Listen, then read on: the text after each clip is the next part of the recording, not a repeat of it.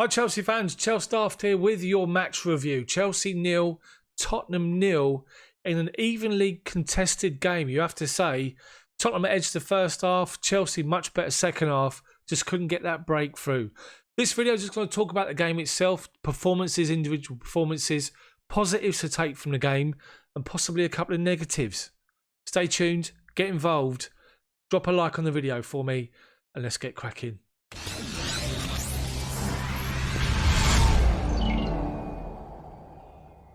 So today was a game which was massive, and I said it was massive on my pre-match preview and said about, it's sort of bragging rights and it could make a real statement of intent from Chelsea with a win. And it was pretty clear early on in that first half that both teams were evenly matched. Both teams had the 4-3-3 formation, and both teams were prepared to just sit and defend their own half. As soon as the ball crossed the halfway line, players were being shut down. Quite happy for you guys at the back to have the ball, whether it's Thiago Silva and Zuma, or whether it's Roden and Eric Dyer for Tottenham. Quite happy for you to play it sideways. Play it forward and get the ball back. As soon as that ball crossed halfway, both teams were closing each other down. And by doing so, by dropping off with 11 men behind the ball, both teams, Chelsea and Tottenham, we negated space. There was not a lot of space to play in. And it's just something that happens in these big games with plenty at stake. Now, if before the game, somebody said to you, take a point against Spurs with their potency up front, we've been playing well up top, but the process that we're looking for, that's ongoing at the moment, is keeping clean sheets and being solid at the back. I probably would have taken the point and a clean sheet if you gave that to me before the game. Of course, I was ultimately confident. I was more than confident heading into the game because I thought we had better options than what Spurs do and better options off the bench. It's just one of them games today where it was all about negating space and you had to work hard to try and create openings and craft openings. Let's just say this.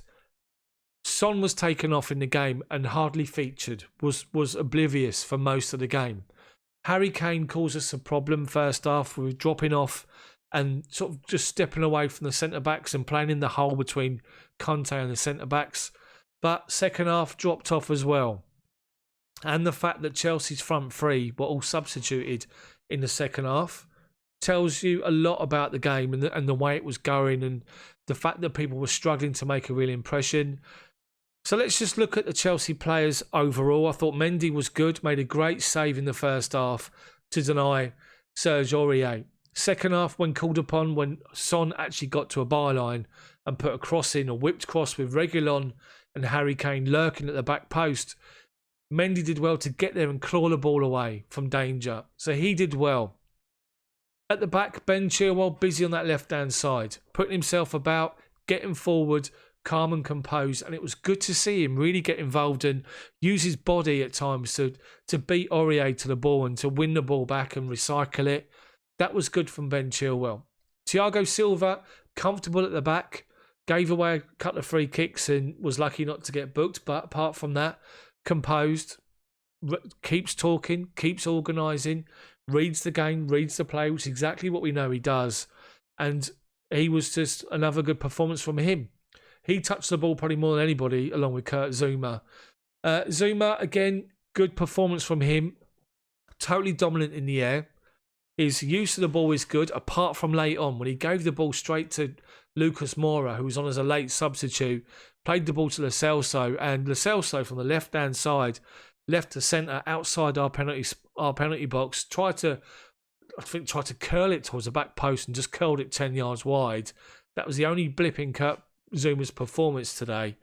Right back, Reece James got himself booked because of a player's reaction. Reguilon grabbing hold of his face. If he's been hitting his face, Reece James has put his arm across him. Reguilon went down like he'd been shot. Got Reece James booked, which was disappointing. But James was good again, defensively and offensively, getting the ball down the right-hand side and whipping those crosses in. Unfortunately today, Tammy, for one reason or another, I'll get into him.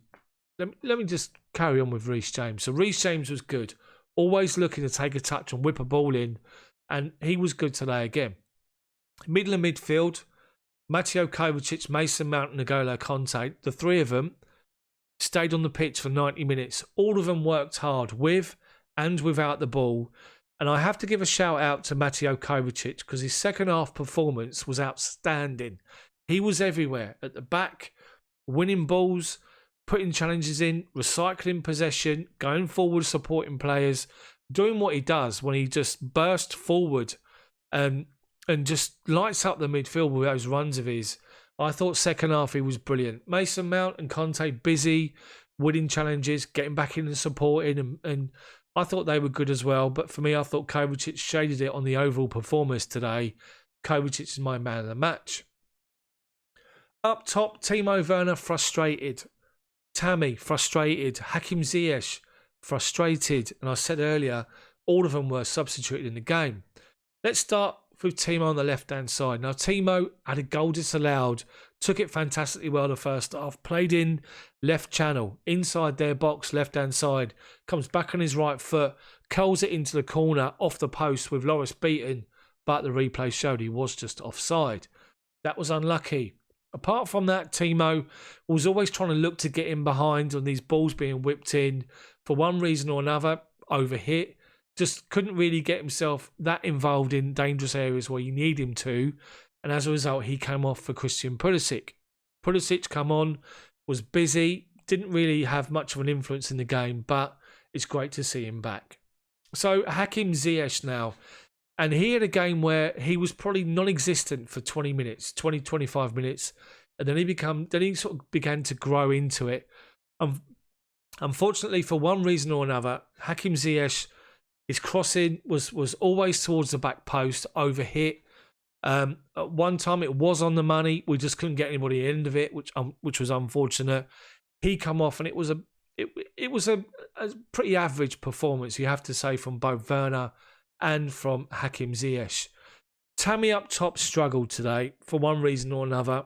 He was up against two centre-backs, two big, imposing centre-backs, and the same old comment is made by Tammy. God-given ability, fantastic player. He just needs to do more up front. He needs to use his frame. He's a tall player. He's got to use his frame more and be more imposing. Balls being played into the box, he was either getting underneath them, he was getting in front of them. At one stage, great balls played in by Werner, and he was battling with Dyer and was off balance. And as the balls bounced across him, literally 6-yard box, he sort of, if anything, he got himself, as he's falling over the ball and he couldn't connect to it, sort of rushing chances today, and it wasn't his game. And if anything, in the commentary I was doing in the game, if you haven't seen it, make sure you stay tuned and check it out on the channel a bit later on tonight. I was calling for it to be Olivier Giroud's game. It just wasn't Tammy's game today. And I thought that we maybe should have brought Giroud on with half an hour to go. It was clear that Tammy was having a bit of a battle. He wasn't winning. And I think Giroud would have been a different option. When Giroud came on, he didn't really have a lot of an impact, but he had a good chance at the end of the game where a ball's played over the top down the left-hand channel. So their right side. And the header goes back towards Loris, but Giroud is alive to it. He's read it.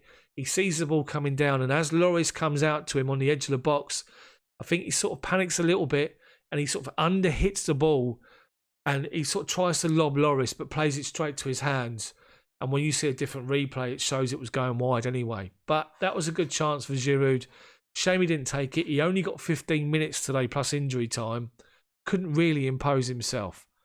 So overall, I think that people played well. People played okay. There was, as I say, average performers, the likes of Werner, the likes of Hakim Ziyech, because it wasn't their game, because of the way they were playing. And if anything, it's probably the first time they've come across a game in the Premier League where playing up against a good side who are defensively set like that to try and open the door, to unlock the door and try and create chances. And it'll be a learning experience for them in the Premier League. It was just a shame that we couldn't really just get that final pass and that final ball right today. Listen, let's take positives from the game. The positive is the fact that we've got another clean sheet against a potent, good Tottenham team that you have to talk about. You have to acknowledge that they're a good side and they're potent up front. Harry Kane and Son didn't do anything in the game. And that's the positive. Secondly, we keep our run of good results, unbeaten run, going. That's now 14 games in all competitions, unbeaten, which adds to the confidence. Thirdly, we had the better of the game overall. I think we had a couple of good chances compared to one that Tottenham had, which Mendy made a good save from. But we just, as I say, we cancelled each other out, and it was just one of those games that was always looking that way. So the positive we take from it is that we grew in the second half. We were much better second half, and we just need to unlock the door. Find that killer ball quickly. That's the only criticism you could probably have about today is the fact that we didn't pass the ball quick enough. But again, when you get the ball in the centre circle and you're looking, you've got 11 men behind the ball, it's very difficult. When they were sitting there with 5 across the back line, with 4 in front, and then the 1, or it was the 2 banks of 4 with a 2, it's always going to be difficult. It's a big game with a lot at stake today, and both teams didn't want to lose it. And that's the way it played out. Both teams evenly matched. Both teams quite happy to sit off and defend their half. And that's the way it played out. So positives for me, as I say, unbeaten run goes on, another clean sheet and some good performances. So we'll take it. We'll take the point. We're third place, 19 points. Leicester can jump us. I'm sure other people can. Tottenham go top of the league on goal difference from Liverpool after Liverpool's poor result this weekend, which was good to see. So it's onwards and upwards from us. Let's be positive. Let's not moan about substitutions the time they were made. Let's just be positive with the performance. A good point, another clean sheet. We'll take it. Let me know what you think of the game in the comments section below. If you like the video, smash the like button for me. Then hit that subscribe button for me as well. But make sure you hit the bell for notifications so you don't miss when my videos come out. Thank you so much for watching. Enjoy your Sunday. See you next time.